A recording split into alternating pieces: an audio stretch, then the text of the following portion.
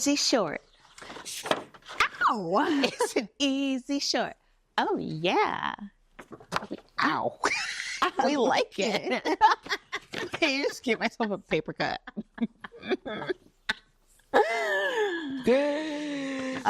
Booze. Boo. Boo. On paper cuts, literally. Just trying to be cute. Not. It's not even. Shouldn't have even tried.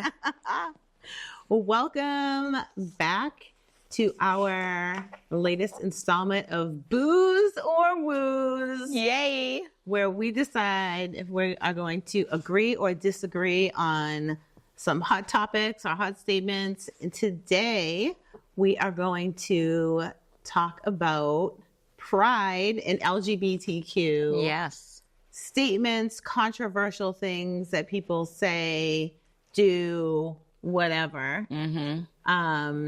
And we'll see. So producer Mark is going to give us some cues. We have not seen what these statements are, and then we'll booze or wooze. All right. Booze is Disagree.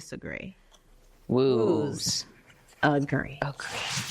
Boozy or woozy? Woozy or woozy? I like being both. That's a different topic. All right, Mark, hit us with the first one. Hit me with your best shot. Okay, first question. Fire away. Conversion therapy has long-term negative impacts on mental health that cannot be undone. Oh, That cannot be undone. I know that last part. All right, I know my answer. Okay, I know my answer too. 1, 2, 3. Disagree? Disagree. Disagree. Booze. I think it can be undone. Yeah. Conversion therapy has long-term impacts. Yes. Period. Yes. I think we both agree on that. Yes. Not good ones. Yes. Bad Don't- ones. Just don't do Please, it. people, don't put your kid in conversion therapy. I know. The only thing they're going to convert to is disliking you more. Literally. They're going to convert to emancipation. Yeah. They're going to convert to being way better at hiding the fact that they are gay. Yes. Just Yeah.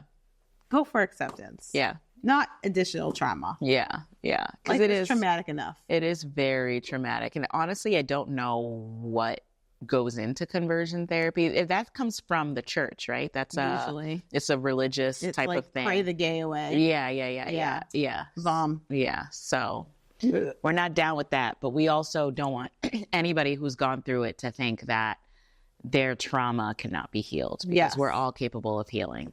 So, 100%. yeah. All right. Okay, next one. The LGBTQ plus community is overdiagnosed with mental health disorders due to inherent bias in the healthcare system. Huh. These are good already. Woof. Uh, All right. this is a tough one. It is. I have my answer. I have mine too. Okay. Ready? 1, 2, 3. Wooze. Disagree. Oh. Booze. Booze and wooze. I agree. Okay, go for it. Tell us why you agree. I think that the LGBTQ community, not they, people who identify with the pronouns they, are overdiagnosed because there is bias. And I think a lot of times for youth, there are parents who are driving some of these diagnoses, potentially based on the family's own struggles. And I think that some diagnoses may be happening that there is a potential diagnosis, but like not enough time is being spent on what the accurate diagnosis is. And so it just becomes like the alphabet soup that sometimes we end up seeing people getting. Yeah, I can totally see that. I disagreed because of a couple of things. So one, it used to be that certain people who identified with certain letters of the LGBTQIA plus acronym were automatically diagnosed with mental health challenge as a result of the way that they identified. But several years ago, that was removed from the DSM, which is the Diagnostical Statistical Manual of Mental Disorders, is what us clinicians use as a guide to help us in giving diagnoses. So now that's been removed, right? And it was intentionally removed because we didn't want to, we, the clinical community, did not want to make illness, somebody's identity an illness, right? So I think that was really good. That was like huge strides in the mental health space. I also think that a lot of people who identify within that acronym have mental health challenges because of the way that society receives them, right? And so there's a lot of anxiety, there's a lot of depression, there's a lot of personality disorders that come from traumas that people endure as a result of how they identify. And so, you know, I know that that happens often. You know, it's something that as part of my training as a clinician, we were, you know, made aware of and alerted to, that like this subset of people have a lot of mental health challenges, not because of who they are and how they identify per se, but because of their experience in the world being who they are. So I don't, you know, it doesn't feel like it's overdiagnosed because of, I think the response has now been to diagnose the symptoms rather than the identification, if that makes sense. Yeah. So I think we both have good points. Yeah. On that one. And in Peru recently, they've actually gone backwards and did the opposite of what we did here in the United States. And so if somebody identifies as transgender in Peru, they automatically are labeled as having a mental health issue. Good job, Peru. It's like in the law, like they just passed that a few weeks ago. So it's kind of crazy to think, like around the world, you know, the impacts. Yeah, that's pretty wild. Yeah. So that sucks. Oof. All right. Next. Okay, another good one. The increase in visibility of non-binary identities has complicated mental health diagnoses. Read it one more time. The increase in visibility of non-binary identities has complicated mental health diagnoses. Okay.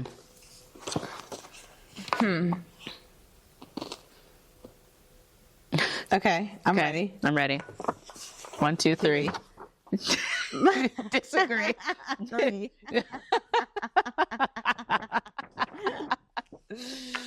That's interesting. Yeah. I guess I'll go first. Okay. So the statement is that the increase in non-binary visibility has complicated mental health diagnosis. And I think that's like piggybacking on what we just said. I think there's been a lot of efforts to kind of extrapolate the identity versus the diagnosis. Does it make it more challenging? Yes. But I don't think to the point where it's a problem, right? So like here in Massachusetts, we're blessed with a lot of different resources for this. Like I'm thinking of Fenway Health. They do a lot with the LGBTQIA and non-binary community. From a medical standpoint, you know, even going through training to become a nurse, it was something that was brought up because, you know, from a medical standpoint, if someone identifies as a female, but they have male organs, treating that person becomes that much more complicated, right? You're female, but we're also going to check your prostate, right? Like, because that is an important thing to do if you have that anatomy, right? And so it makes it a little bit more complicated in that sense, but not complicated in a way that I think it's like negative, if that makes sense. So, yeah, I think I agreed because of those types of complications. You know, like I immediately thought of, you know, I've spent a lot of time working in and around and in my own experience raising a child with mental health needs, time in hospitals, like inpatient psychiatric hospitals at different levels of psychiatric care, and in residential programs and overseeing these kinds of programs. yeah. And this is a big challenge for these programs. Yeah. Like where to house them. Right. Yeah. What program do they actually fall under, like male or female? Yeah. You know, and, you know, if they go with what the person identifies as, a lot of these programs struggle with, like, do we then have a liability or an onus, I should say, to inform other people of this that are there? And in the case of young people that are under 18, do we need to inform their parents or caregivers about that? And so these things, I think I have really seen, like, kick up like the dust around like how to make decisions. And I don't think there's enough clarity on it yet. And it really depends on like who the people are at the table. And so that for me is always a scary thing, because as we know in mental health, there are people that have some very deeply held beliefs. And so even if you have people who are open and trying to like shift and like think about how we just approach, you know, working with all kinds of people, then it can be really hard, because a lot of people with the deeply held beliefs are people who have been in the field for a long time and hold really high ranking positions in these places. And so getting movement on some of those things can be very difficult and detrimental if it doesn't go the right way for the person who's identifying as non-binary. It can be even more traumatizing trying to get the treatment that they need. Yeah, That's rough. That's really tough. As you were talking, I was also thinking about this application in sports. It's been a huge topic of conversation, you know, and there was an agency whereby, you know, transgender athletes are allowed to play with the group that they identify with. But recently there's been some like really like hard line policies in the opposite direction after that was going on for a little while. And there was actually a story here in Massachusetts. I can't remember what town or what the sports team was, but there was a born male, identified female athlete playing with other females flag football, and somebody got really hurt. And that also then like sparked up the debate, which was like, okay, like, you know, is this, you know, how do we make, it's one of those things where I feel like you can't make everyone happy. You know, like you were saying, there's no like clarity. I think even when you try to establish clarity, like in the case of the sports, you know, where it's like, yeah, we're just going to let people play with how they identify. Like after a while, you start to see that actually doesn't really work either. And so, yeah, it does make it complicated. I'm going to change mine to agree, but retroactively, I agree. It's complicated. I'm like, well, how hard can it be? Like, just be logical. Logic says. Okay, maybe one more? Yeah, one more. One more. Okay. Support from religious communities is critical for the mental health of LGBTQ individuals. I have a real quick answer on this. Yeah, same. Agree? Disagree. What? You would think that we actually would be opposite on this one. I know. It's interesting. Yeah. Okay, you go first. Because I'm much more faith-based than you are. Yeah. Really. It's true. I don't feel that religion dictates somebody feeling supported. And I think that if people have a strong faith in whatever capacity that is, then they will be okay. But I don't think religious communities critical are good at this. Yeah. And again, like, are in this like there's lack of clarity. They don't know what to say. I mean, they don't know what to say around mental health. Right. And then you tack on like sexuality, gender identity, like all of these other things. And I mean, I haven't really seen many people. I mean, there are some churches that mostly the ones I've seen are like non-denominational congregations that do a really good job of like everybody is welcome. Yeah, and I think accepting. that's helpful. Yeah. Especially for people who want to go to church and have like a faith-based community to be a part of, but I don't think that it has to happen in order to feel supported. I agree. I wasn't thinking that it was like the statement was phrased that it has to happen, but more so like it's important because there's so many families that access church and that's their community. That's their natural, like we always talk about making sure that people who are accessing mental health services also, part of those services are to help them to cultivate a really robust natural support system. And churches are really still kind of that like pillar for a lot of families. You know, I was just talking with a mom the other day at my kid's school who she's like, my church is really bad with like mental health stuff. Like, will you guys, meaning Pinnacle, like come in and like have a talk? I was like, yeah, girl, we do that. We've done that, you know? And it's like, you know, so in my mind. It's been rough every time. And it's been rough every time. But like, it's also like, it's such a staple in people's lives that you have to have these critical conversations. Right. That it feels like if the church or like the religion were able to like get on board with supporting those youth, then what a wonderful natural built-in support system that the youth would have given the harshness that they face in reality around the world.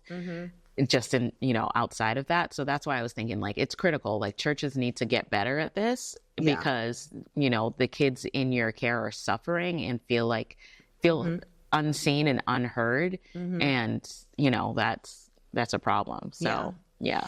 I mean, one stat that whenever we talk about mental health and religion that I always think about is that by the age of 14, most kids who are struggling with their mental health have heard enough messaging through churches that they've already decided that they're not going to be a part of a church community anymore without even saying that to anyone in their lives, a family member, or, you know, they just decide see you later. They're like getting those messages by way of, you know, whatever people are talking about. And they've decided like, this isn't a place where I can talk about my mental health. Yeah. And that's such a sad thing because I think most times churches are trying to convey the message of open arms, you know, and that you can come here for anything. Yeah. But there's an undercurrent somewhere in there and in the messaging and the way that people talk about things that kids are very intuitive. Yeah. Like they know what's happening internally with them and they're picking up on the messaging around them. Yeah. And so they know where they feel like they can go and where they can't.